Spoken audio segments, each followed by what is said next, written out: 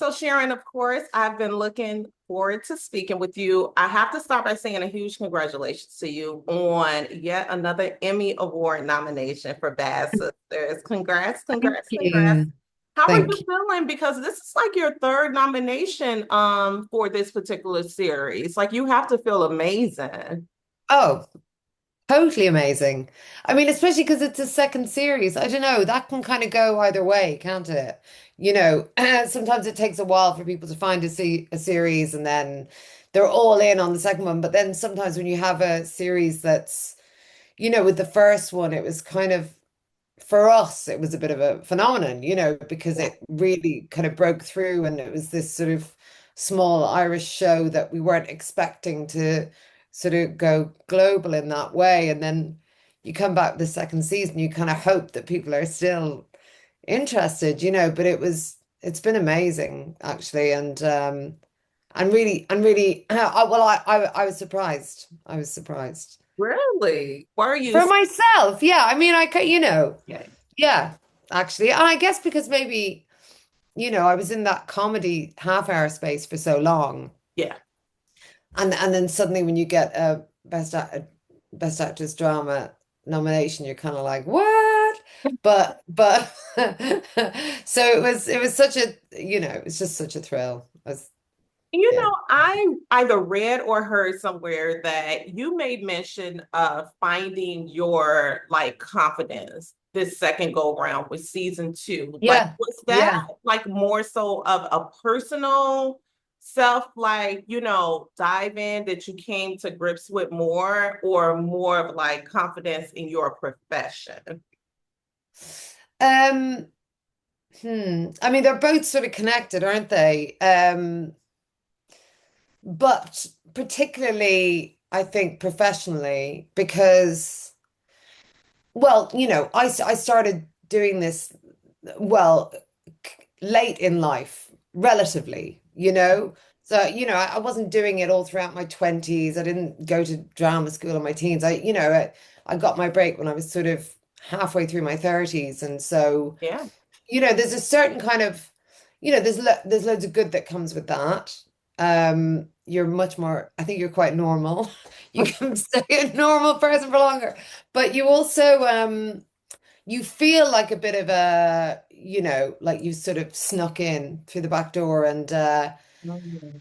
and it takes it, and also I was part of like writing partnerships for so long but with amazing people, like Rob Delaney and Dennis Kelly and um I always felt like, well, this wouldn't work so well if it wasn't the two of us, and it wouldn't have worked so well. But I guess I wasn't able to sort of look at it and go, well, it wouldn't work without me either. So anyway, you kind of feel like you haven't quite earned your stripes, and I guess with the first season, it was an adaptation of a Belgian series, but with season two and having to really, author it and run it. And I don't know, it just gave me a different kind of level of confidence. I mean, it's been creeping up over the years, and Yeah. I definitely, I trust my taste and I trust my abilities mainly. But yeah, it's nice when you just have a little bit of confidence imbued in that. It just makes life a little bit So then I easier. think like did that newly found confidence make it more like seamless and a little less like effortless for you like approaching season two compared to season one? No, it's really hard. It's never effortless and it never feels seamless. It's just an internal thing. It's just like something that just sort of makes you move through the process um in a way where you're not second guessing yourself all the time. Do you know what I mean? I suppose Yeah. in a way it did in a way help the process, but I'm someone who loves to collaborate and has always really benefited from collaborating, like Yeah. I feel that making TV is a bit of a team sport, Mhm. that the more brains you have, as long as everyone's got, Exactly. everyone's on the same path, the more brains you have, the better it is. And but there's something about just having like a solid kind of core where you have a belief in your own ability that just makes life a little bit easier.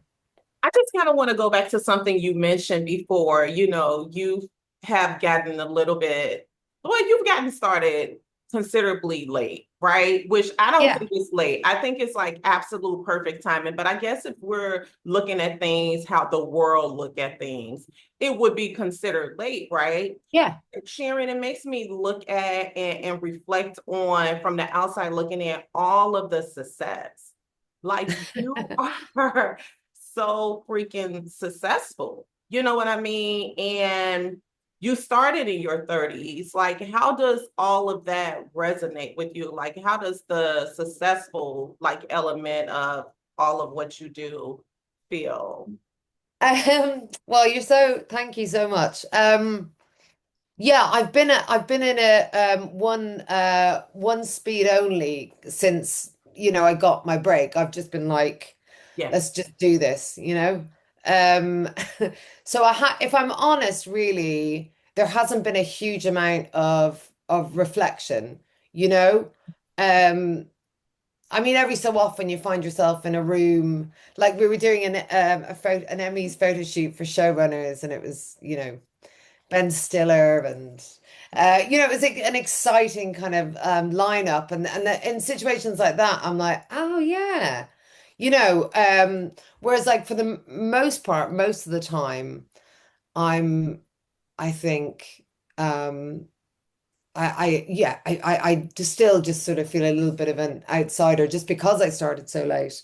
But the reflecting on it on success thing is I still can't believe I get to do this and I get to continue to do this, and I get to do it with the people I admire. And I get to make stuff that I love. And, all of that feels incredibly like that's a success.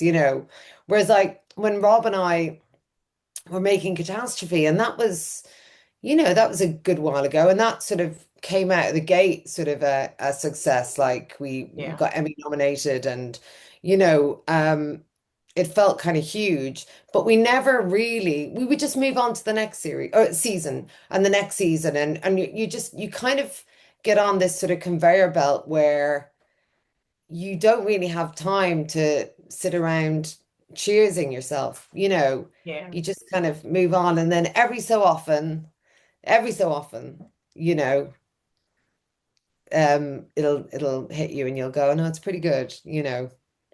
Yeah, it's freaking huge. And I mean, you also have a brother and sister who too are doing amazing things in a similar space as yourself. So congratulations on that as well. But I Two was brothers, two sisters who are all doing extremely well. Yeah, it's yeah. like the I whole know. family. That's I know. crazy. We're lucky. We are very lucky. Sharon, talk to me about this cast because obviously this is a fun, lively, hilarious, but I also feel like serious like project, Bad Sisters, because let's be clear, it is also about a wife that was in an abusive relationship and marriage. Like, how much fun did you have like working with this cast? And what was like most important for you to, pull out of the storylines for the viewers to really like grasp the hold of? Yeah. I think it was really important actually for all of us because we were all very aware of the subject matter we were dealing with. Not just me, as the writer, or one of the writers, everyone was mindful of it. And I think that was a big part of the challenge throughout, that you're asking this cast, you're asking these actors to tread a real sort of tightrope of tonally being able to one minute do something really ridiculous and over the top, and the next minute you know um portray this abusive relationship. And it's not just the one character. It's not just Grace, Anne-Marie Duff's character. I mean, all of the ex sisters experience, um, brutality at his hand in one way or another, and I think everyone was really aware of it going in, and everyone wanted to do the story justice. And we were very mindful of the fact that there would be people watching, there would be women watching who are in that situation. And so we had to have a deep respect for that. And we had to sort of feel like we were doing it justice. And while at the same time, it is a show, like you said, that has got humor in it. I mean, sometimes it's got really over the top, ridiculous humor in it. So it was, yeah, I'd say that was the biggest challenge, is sort of being mindful of that all the time and still wanting to make entertainment, and also still wanting to show what it's like to be in a family, because that's that big family. Like, I come from it myself, it's infectious to be around. And when the project was first brought to me, that was the thing I felt like I had a handle on. I was like, I know how to do that. I know how to bring the joy that that you can find in a huge family when they're really, when they're really going at it. Yeah. So I wanted it to be fun, and I wanted to capture that, but at the same time it needed to be able to just the next minute just change and be terrifying. So, but yeah, we had this incredible cast. I mean, from the off, it was, I kind of relaxed as soon as those pieces fell into place. And it's the Mhm. same on most shows, actually. You work really hard on your scripts, you get them to the right place, but it can all go tits up if you don't have a cast that understand what you're trying to do and are there really with you along the way. So I felt incredibly, incredibly lucky to have them all. Have you ever been in a position like that? Whereas, you've been a part of a project and all of the cast wasn't on one accord? Like, if so, how did everyone like? I mean, I would say. Most people have. I mean, do you know what?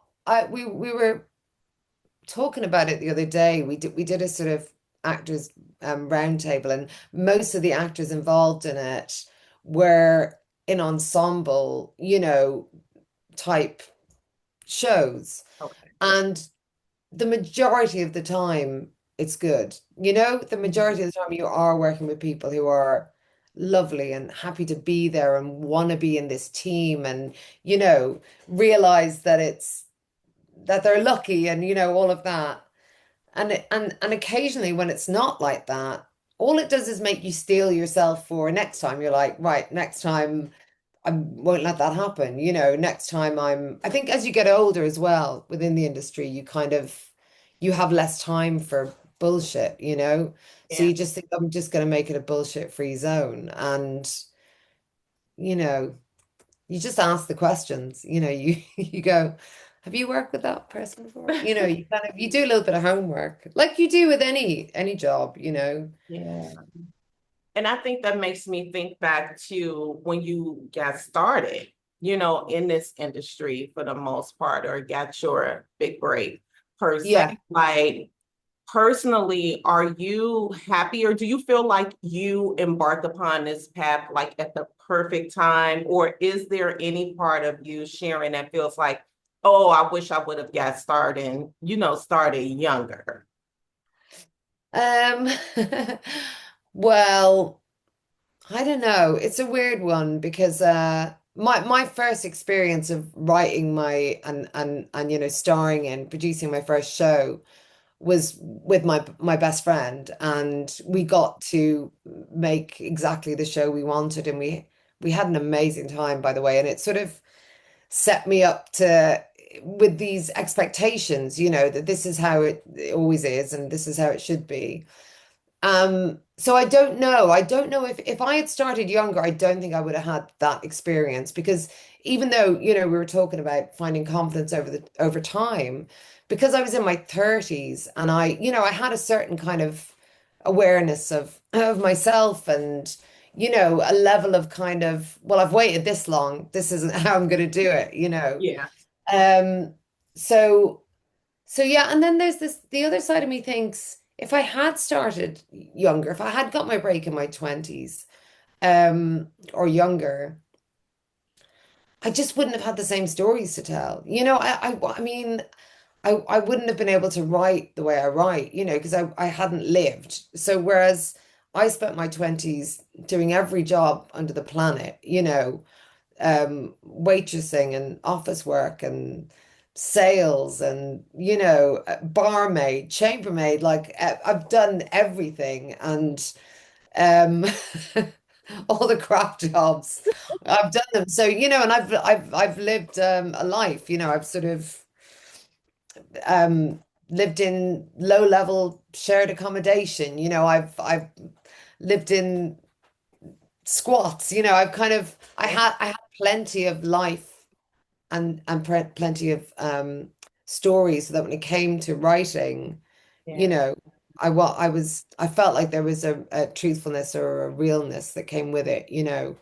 Also, like you do appreciate it more, honestly. You come to it a little bit later, you've definitely it's always you always feel like it's a bit of a privilege, to work in Yeah. this. No, I love your honesty and your transparency in that answer. I really do. Do you have, Sharon, any like dream projects, any dream collaborations, anybody in particular that you would like to partner up with or work with on the screen, behind the screen? Do you know what? I get asked this question so often that you'd think I would have an answer, wouldn't you? Mm, You'd think that I would have sort of an off-pat kind of answer. But yeah, I don't know. Paul Thomas Anderson, I'm a huge fan of his filmmaking and I've made some really, really fun films yeah, and really enjoyed it. But I feel like I've only ever done sort of mainly like comedy films. I'd love to work with some of the great directors who are out there and on a feature of some kind. I mean, I'm writing a few features myself at the moment, so maybe it'll happen via that route. But yeah, I love storytellers, I love people who create worlds that are completely singular and specific to them and so it feels like if you join in it's just this great wild adventure that you go on. So I mean I still really like get really giddy, yeah. about helping create a world with someone. It's like the best form of play you could have.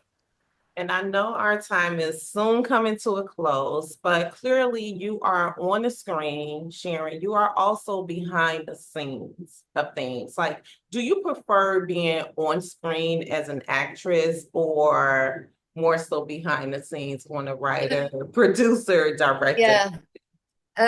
Well, it depends when you ask me. I mean, I'm behind the screens on a show at the moment and I'm just loving it. Like I love just watching the actors do their thing. It's incredibly exciting. You get to, like I said, you get to sort of help create this world and you sort of wander through sets and it's all just so exciting um but then every so often I'll be like no I want to escape, I want to not be myself for a while. Like sometimes you just think Mm, when you get to just sort of be a character yeah. for a while it can be very intoxicating and you get to sort of leave practical life behind a little bit, and you get just to really indulge yourself And so sometimes I miss that. But what I don't like is sitting in a makeup chair at 5 in the morning or getting wigs put on or, like that whole side of it. I have no patience, you know, getting tugged up in costume. Like all the waiting around, that sort of Yeah. side of it when you're on screen is less appealing. But yeah.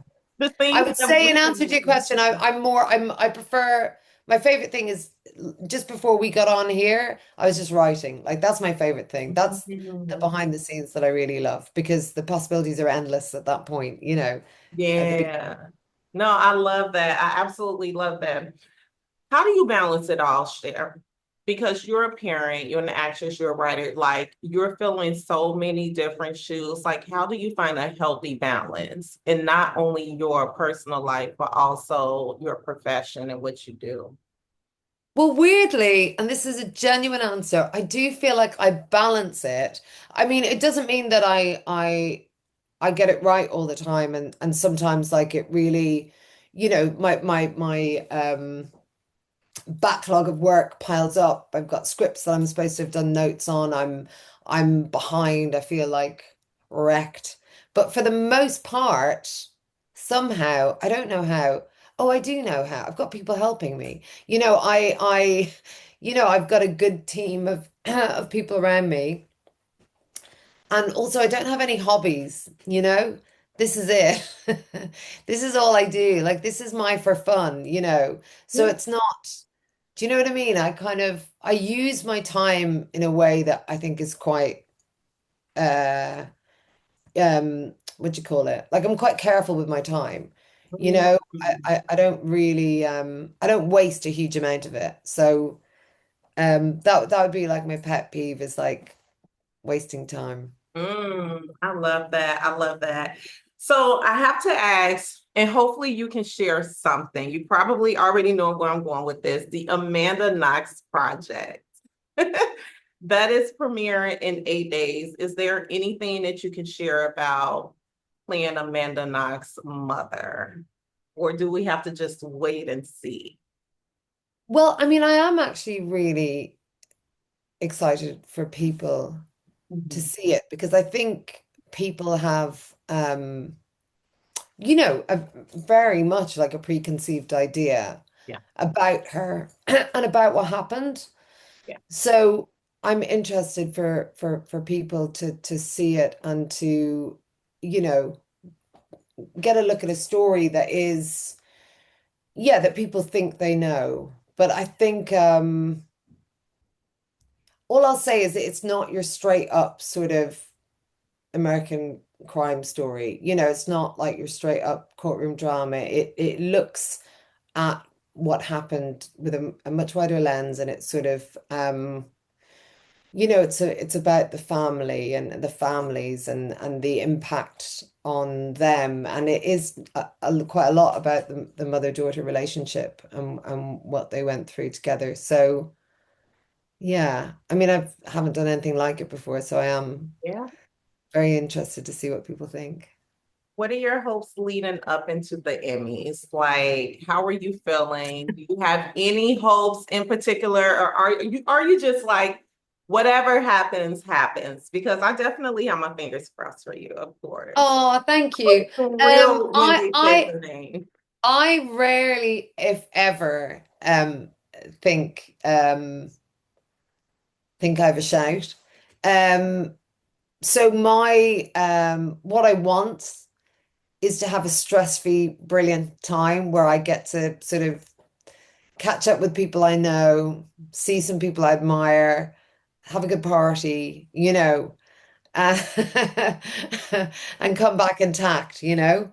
Um, Obviously winning would just be, I mean, it'd just be the icing on the cake, but I mean, it's such a tricky category. Those all the nominees are amazing. Who knows, but like I just think I just want it to be a good night. It will be. Sharon, thank you so much for your time today. I look Thanks, forward to seeing you at the Emmys. My fingers are crossed. And thanks, thank Henry. you, thank you, thank you. Congrats, congrats, congrats. Thank you. Thank you.